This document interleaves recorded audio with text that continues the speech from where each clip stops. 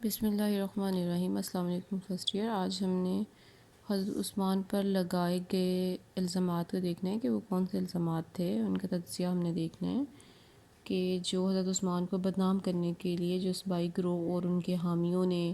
حضرت عثمان پر لگائے تھے، اس کے حوالے سے حضرت عثمان نے اپنی پوزیشن بھی واضح کر دی تھی کہ ایسا کچھ نہیں ہے۔ آپ پر جو پہلا الزام لگایا گیا تھا وہ یہ تھا کہ آپ نے بڑے بڑے صحابہ کو معزول کر کے اپنے خاندان کے تجربہ کار نوجوانوں کو اعلیٰ مناصب دیے ہیں۔ تو اس کے حوالے سے آپ نے یہ کہا تھا کہ جن صحابہ کی میں نے معزولی کا حکم دیا تھا ان کی ایسے ہی نہیں دیا تھا۔ ان میں سے مغیرہ بن شعبہ تھے، ابو موسیٰ اشعری، سعد بن ابی وقاص، عبداللہ بن مسعود، عبداللہ بن ارقم اور عمرو بن عاص تھے۔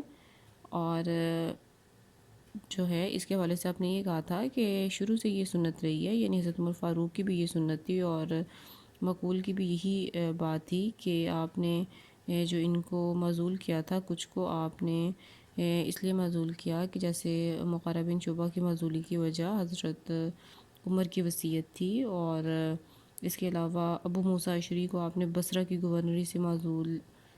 کرنے کی وجہ وہاں کے عوام کا مطالبہ تھا۔ یعنی ہر کسی کے پیچھے کچھ نہ کچھ عوامل ایسے کار فرما تھے جس کی وجہ سے آپ نے ان کو معزول کیا۔ جیسے عبداللہ بن مسعود کو آپ نے ضعف پیری کی وجہ سے ریٹائر کیا تھا۔ دوسرا آپ پر یہ الزام لگایا گیا تھا کہ انہوں نے بعض صحابہ کرام سے بدسلوکی کی ہے۔ اس سلسلے میں حضرت ابو ذر غفاری کی جلا وطنی، عمار بن یاسر کی سرزنش اور عبداللہ بن مسعود کا وظیفہ بند کرنا بطور مثال پیش کیا گیا تھا، جس میں انہوں نے یہ کہا کہ حضرت ابو ذر غفاری نے بعض آیات قرآنی کی یہ تعویل پیش کی تھی کہ کوئی شخص اپنے پاس مال جمع رکھ ہی نہیں سکتا، یہاں تک کہ کل کا خرچ بھی جمع نہیں کیا جا سکتا۔ جب امیر معاویہ نے اس سے اختلاف کیا تو وہ بددل ہو کر خود ہی گوشہ نشین ہو گئے، اور یہ گوشہ نشینی ان کے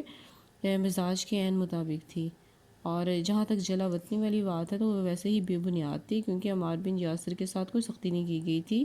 البتہ جب وہ مصر میں انتشار کی تحقیق کے لیے گئے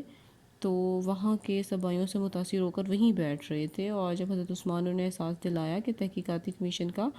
فرض مدینہ آ کر رپورٹ کرنا ہے اور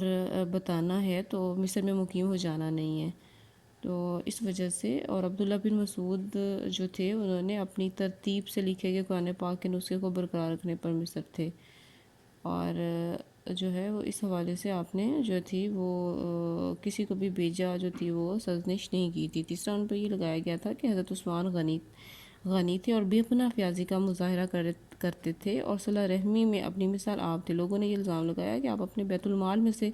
رشتہ داروں کی مدد کرتے تھے، اور آپ نے یہ وضاحت فرما دی اس کے الزام کی صورت میں کہ میں اپنے عزیز و اقارب کی ہمیشہ سے امداد کرتا رہا ہوں، اور اس وقت تک بھی کرتا تھا جب خلیفہ نہیں تھا، اور اب بھی میں اپنے اس میں سے جو ہے وہ کرتا ہوں۔ اس کے علاوہ آپ کو یہ بھی الزام لگایا گیا کہ آپ نے بقیع کی چراگاہ اپنے جانوروں کے لیے وقف کر رکھی ہے، اور اس پر آپ نے پوری طرح وضاحت دی کہ میرے پاس اس وقت صرف 2 اونٹ ہیں جو میں نے حج کے لیے رکھے ہوئے ہیں، اور چراگاہ حسب سابق بیت المال کا جانوروں ہی کے لیے ہے۔ اس کے علاوہ آپ پر یہ الزام بھی بالکل بے بنیاد لگایا گیا کہ آپ نے اموی اموال کے بدعنوانیوں کا تدارک نہیں کیا۔ واقعہ یہ ہے کہ آپ نے بار بار لوگوں کو دعوت دی کہ وہ اموال کے خلاف اپنی شکایات پیش کریں، بالخصوص حج کے موقع پر تو دعوت عام دی جاتی ہے، اگر کبھی کوئی شکایت ملی تو اس کا فوراً ازالہ بھی کیا گیا، لیکن چنانچہ چند مفسدوں نے سعد بن وقاص کی معزولی اور ابو موسیٰ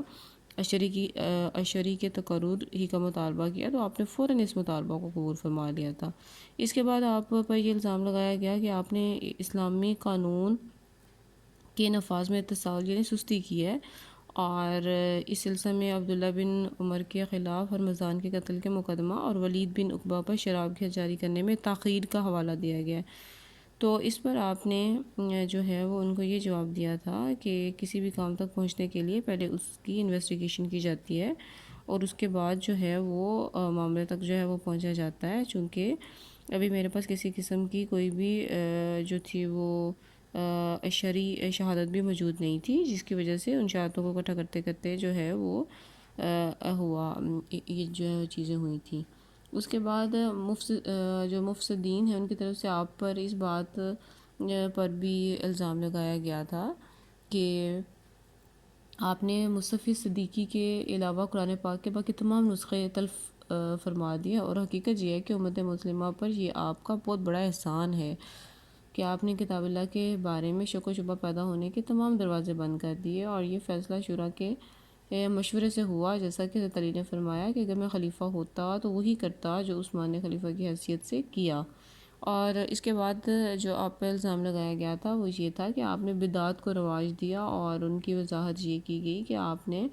منا میں 2 گانا پڑھنے کی بجائے 4 رکعتیں پڑھیں، جبکہ حالانکہ مسنون طریقہ 2 رکعتیں پڑھنے کا تھا۔ آپ نے اس کی بھی وضاحت فرمائی کہ میں نے مکہ میں شادی کر لی ہے، نیز مکہ میں اور طائف میں میری جائیداد ہے، اس لیے میں اپنے آپ کو مسافر نہیں سمجھتا، نیز میں نے مکہ میں قیام کا ارادہ کر لیا تھا۔ زیادہ سے زیادہ